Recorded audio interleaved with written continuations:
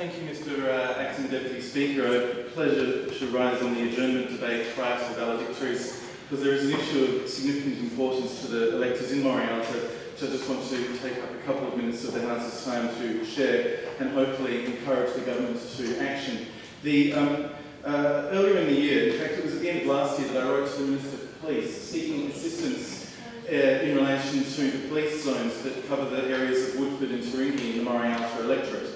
The police zones for those suburbs are in the Hills Fluoro local service area, which has often led to extended waiting times for quite urgent issues to be dealt with. Now, at that time, it took some time to get a response. In fact, the Minister for Transport was the acting police minister who wrote a letter to me when the minister was away and confirming that the government wouldn't be changing those zones.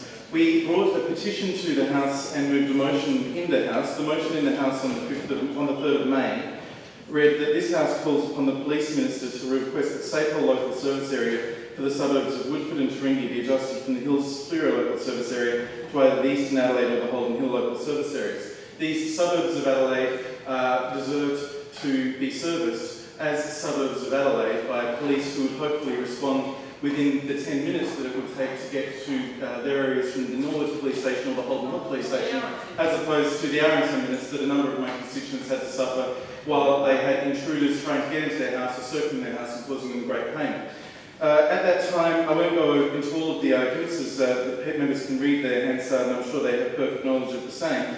But at the time, I will just quote one argument, which I think was the nub of the minister's, and I'm not trying to be political, I'm trying to fairly represent her views, but I think the point that she was making at the time, and I'll quote from what she said, was, I previously advised the member for Morialta that when a person calls 131 444 or 000, the state duty manager and the state shift controller have the authority to ask the patrol from an adjoining area to respond to a request for assistance. Boundaries of an LSA are not the Berlin Wall nor the Great Wall of China. A police vehicle may cross that boundary as easily as Mr. Gardner himself. Now, I can inform members of the House that on occasions I've had street corner meetings. Earlier this year, the member for Morialta and I had street corner meetings attended by 30 or 40 members of Woodforde, and about 20 people at Teringie came out to talk about this issue. Some of them had excellent experiences. Not one of them had a bad word to say about the police officers who attended, but most of them had either experienced or heard of an experience of somebody who had had an hour, 45 minutes, an hour and a half for an important urgent experience. And I would like to share with the House briefly one recent experience of a neighbour of a Woodforde resident who was written to the neighbours, which was shared with my office last week.